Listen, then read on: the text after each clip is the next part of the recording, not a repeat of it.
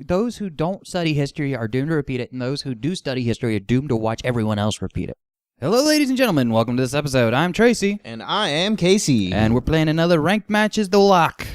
We're going to rock the lock. You said you were going to start the episode with something, and you totally didn't. Casey? What's up? You said you were going to start the episode with something, and you didn't. I don't remember what it was. I'm like texting somebody at the same time as I'm trying to do this. I saved the previous episode. You're like, I'm going to totally start the next episode by doing this. Neither one of us remembers what this is. I don't know. I can say this, though. Change your fate. A minute has not passed, and you've forgotten what the hell we were going to do. Hey. In the words of the immortal Beyonce, I've been drinking. I don't think I could even name a Beyonce song. I could totally name a couple right now, and I'm not going to. Not something I can do. I mean, there's not a lot of pop singers I listen to. I'm not a big pop music fan. Yeah. If I ever came into like your house and I heard you like jamming out to Katy Perry, I'd probably like faint. I do like a lot of like just be like what? I do like a lot of like not popular in America pop music. Like I like Lily Allen, but that's about it. I mean, I've heard of Lily Allen. I don't know if I've heard any of Lily Allen. And she does like fuck you very very much. No. Damn it! There's a song called Alfie. So is it like just parody pop then, kind of? No, it's not parody at all. Oh. It's like rebellious, but like instead of like the American "look at my ass" rebellion, it's actually like it's like, why are you racist? It's what are you after? It's actually what you want is not a perfect non-racist world. It's approval. And it's approval you're after the approval of your father because they had the same bigotry as you did. And that's not how you get approval. You're actually just creating hate and you're a bigot. And you're not actually helping anyone by being a racist. And there's like, it's pop music with a purpose, which American pop music just lacks significantly because in the last year and a half, our big debate in American pop music is whether or not it's okay to have skinny bitches or what normal bitches. Weight bitches. Yeah, thick bitches. Is that what they calling them? I don't know. Thick would be like slightly fat, but like kind of like husky. Not fat, but like, thick. Like even like people are like, oh, this is the new song that's the anthem for women, and like it like destroys the stereotype of fat or skinny women being sexy. And I'm like, it calls thin women in this song skinny bitches. That's not destroying the stereotype. That's trying to create a new one. Well, I know my one friend she really hates the one song about, all about that bass or whatever. Yeah, that's the song I was just talking about. Well, she hates it because she's skinnier and like there's reasons for it. Like even, I've talked to my mom about it, and my mom was born with her stomach upside down. And like, so when she was like a baby, they had to go in and like flip her stomach right side up, and they let the damn dog to this day, she suffers from, she gets really skinny. Like she's just naturally really skinny because of that.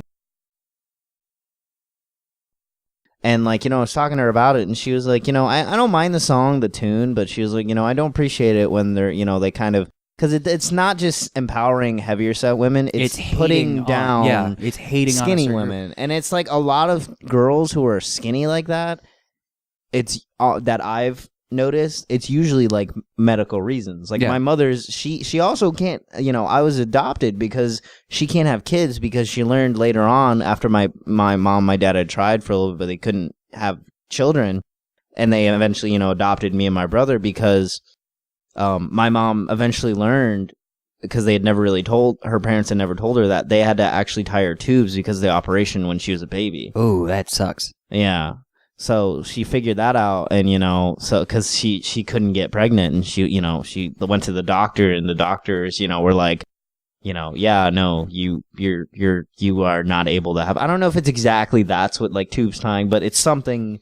My mom explained it as like that's kind of what it basically was, and because they had to operate at basically when she was still kind of a newborn, because they had to, because of her stomach was upside down, and in the process they did that. Had to do invasive surgery.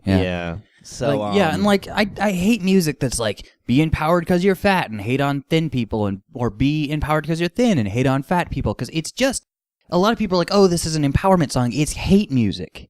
It's all it is to me. Like a lot of American pop music that's like so hugely looked at and treated as if it's like some massive breakthrough. We had butt songs for like what's this song? I like big butts, I cannot lie. Butt songs are nothing new, and like this seems to be all I hear about whenever I listen to like any kind of pop music culture thing is like the weight issues of America. It's not because it went from just like. Because the whole thing about it, though, is, like, now it's kind of like a pop music thing. Like, it used to be a rap music, like, thick chicks, yeah. But now that it's a pop thing, and therefore not just a lower class kind of thing, if that makes sense. Yeah. Because, let's just be completely honest with ourselves. Rap music is... Now it's more of... It's everything, you know what I mean? Because there are, like, middle to upper class rappers. Like, there's, like, Childish Gambino is... Yeah, it has Danny a wider Glover or whatever it is. It has a wider. Rock and roll, like all music, starts the same way like that. It focuses towards a minority, lower middle class, and then that minority brings it to the majority. Yeah. But like all music does that. Rock and roll did that. But I'm saying like now that it's mainstream. It went from like something kind of not really talked about or known to now all of the. I don't want to be racist, but like. All the heavier set middle school white chicks, suburban, who are just like oh my god, yeah, it's okay for me to be this way, and it's like, first of all, I hate when people are like this is just now an issue, because it's like, no, that's what I was. First of all, you should be treating your kids and telling them that they're awesome no matter how they are anyway. Pop music shouldn't be the reason your kids feel accepted and welcomed. Yeah. I totally agree with that. There is something wrong with a lot of things if pop music has to fix something. First of all, like, pop music is a good way to notice something, but I feel like nobody's actually doing anything. Like, people are speaking out and being like, yeah, it's okay to be a little bit heavier set, as long as you're healthy. Yeah, now it's turning into, as long as you're a healthy, like, you're healthy fat. You know what I mean? Which I completely understand. I don't have a problem with you if you're heavier weight. I just have a problem with if you are obese and, medically at risk. And overweight. You choose to do nothing about it. Yeah, like you're not like heavy, obviously, but you're a big. I am dude. Definitely heavy. I am overweight, but I'm hypoglycemic. My body overproduces insulin. And honestly, I have to diet 24/7. I can't eat sugar or bread. Like, I have to live with this. But would you say you're in good shape for what you're dealing with? I am in better shape than your average skinny person by far. Okay. But well, see, that's what I like to hear, though. I hate when girls who might have, because I'm worried it'll let women who think they're perfect just the way they are, when they might have something that they need to go to the doctor. Well, my thing is, like, if you're obese, you are at risk for heart attack and shit like that. You can die. Yeah. So I'm absolutely. Sorry, I don't mean to cut you We're off. Getting into a very real episode here. It's getting real. Yeah. In the Tracy and Casey and the Danger Bro Extraordinary Show. Well, it's one of the big pop things culture. with pop culture. But I hate American pop culture because it's always bringing up these issues and then like pretending that it's a song or something that presents values as a good thing when there's so much hate in it. Because like Got Back song, I don't care if you're thin or if you're fat. All right, that's not what attracts me to a person. What attracts me to a person is typically attitude. And if you're basing your entire thing on I hate this group because they're not like me, you're essentially a racist. Yes? It would be... I'm pretty sure there's a word for being like sexist and racist. To being judgmental towards a body type. I know there's probably a word for it. There's a word for everything. People would say that's just a preference, but at the same time, if you're hating on the opposite of your preference... If you're not sexually attracted to, that's different from I hate that group. Yeah. Well, that's the thing is like now that being heavier set is okay, heavier set chicks are taking their frustrations that they've been boiling up into on skinnier women. Yeah. That's kind of, I feel like, what's happening. It feels like a circle of abuse is really what it feels like. Soon, eventually, it's going to go back to being skinny, and then skinny is going to be making fun of fat, and then it's going to go back to being not fat, thicker, and then thicker is going to make fun of skinny. It's just a never-ending circle of hatred. Those who see history are doomed to... Those who don't study history are doomed to repeat it, and those who do study history are doomed to watch everyone else repeat it. That's part of the reason why I love history, but I hate it, because I know a lot of these trends, and it pains me, because you remember the Weather Girls? Oh, the bikini? No, the Weather Girls. Like, it's raining men. Hallelujah, it's raining men. I know the song. I don't know the artist, to be honest. They're called the Weather Girls. There's some really... they used to be church choir people, and they started a band called the Weather Girls, and they were pretty much a one-hit wonder. But they were like really heavy-set black chicks, but they played it up as sexuality. Yeah. And because of that, like, fat was hot for a little while because this top-charting one-hit wonder happened. But that was like right when Baby Got Back. I think it's right when Baby Got Back came out and stuff like that. So what happened was Thick was popular again. We had all of these issues, and the hate happened because of it. But because the Weather Girls weren't hating on thin chicks, it was less destructive. Now the heavier set chicks who are playing up sexuality are and men too are hating on the thin people, and we're just having this circle of hate, and it's so stupid.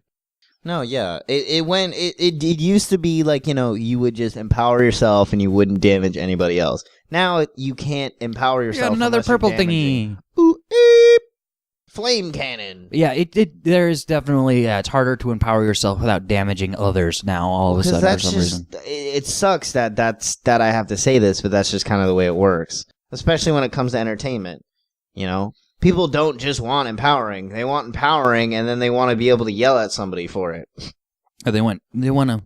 People want violence. They want even if blame. People want hatred. It's a terrible thing that people, especially nowadays, that like equality is a big issue. Like, not an issue, but it's definitely a big issue. It's an issue, but like now that we have a lot better rights than we used to, I feel like our culture is turning towards a system of hatred that is just directed at anything, any minority whatsoever. Because back during racist eras and Jim Crow and all now that we don't have one particular group to blame, we're searching for a new one. That's really what's going on. Well, and like people will go, even if you like, I was in a sociology class, and it's interesting to read how people always need a scapegoat, no matter what it is. Like, let's say you lose your job and you're like you're a farmhand. You lose your job, and it literally is like your next door neighbor gets the job or something. Your boss comes up to you, is like, you're being replaced. We have a worker who's working for less. Let's say it's not even, what you would assume be like a Mexican or an immigrant.